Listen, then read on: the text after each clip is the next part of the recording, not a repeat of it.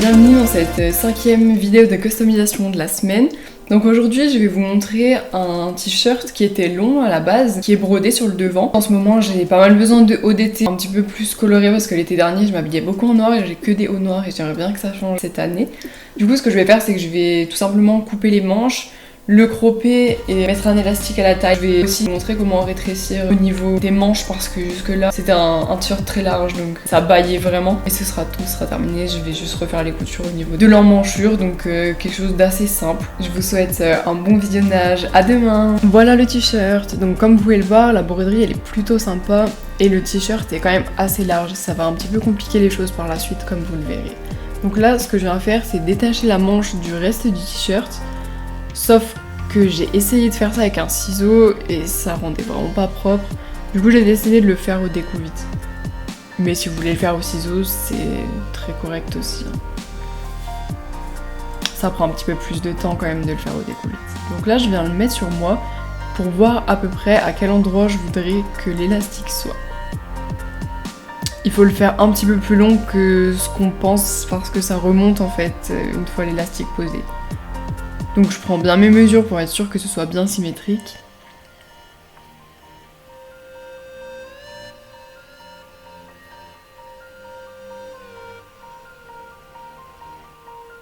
Et par la suite, je viens couper le long de cette ligne imaginaire que je me suis créée. C'est pas très grave si c'est coupé de façon pas très régulière parce qu'ensuite on va faire un ourlet pour passer l'élastique et le bord du tissu ne se verra pas, il sera à l'intérieur du t-shirt.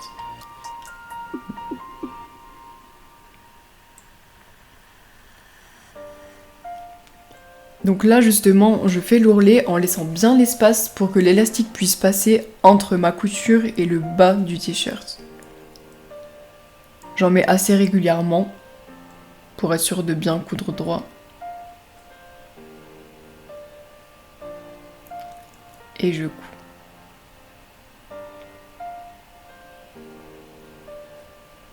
Attention de bien toujours laisser l'espace pour l'élastique. Donc là, avec une épingle à nourrice que je mets sur l'élastique, ça aide vraiment quand même. Je viens passer l'élastique tout le long du t-shirt en fait, dans l'ourlet que j'ai fait exprès pour ça. Quand j'ai cousu d'ailleurs, j'ai laissé un petit espace pour pouvoir rentrer l'élastique et le faire ressortir de l'autre côté. Donc il suffit de 3 cm. Et je viens l'essayer à ma taille pour voir à peu près à quelle largeur je voudrais que l'élastique soit étiré en fait. Donc je fais un gros nœud. Là où je veux que l'élastique soit. Et je viens l'essayer sur moi à l'envers et je viens mettre en fait des épingles tout le long de la manche parce que c'était vraiment trop large. Une fois que je l'ai enlevé, je viens replacer les épingles plus correctement et de façon symétrique. Parce que quand on le fait sur soi, c'est vrai que les épingles on les met un peu comme on peut.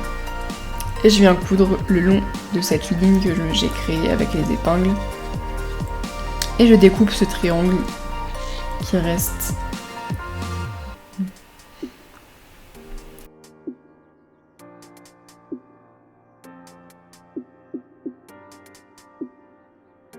Ensuite, je viens terminer les manches et je fais un petit rabat pour terminer le t-shirt. Donc je mets mes petites épingles des deux côtés bien évidemment et je viens coudre avec ma machine. On arrive sur la fin de cette customisation, c'est vrai que c'était assez simple à réaliser et voilà le résultat. Là bien évidemment il faut pas regarder ce que j'ai mis en dessous parce que c'est absolument horrible. C'est juste les vêtements que j'avais. En tout cas j'espère que la vidéo vous aura plu. À demain.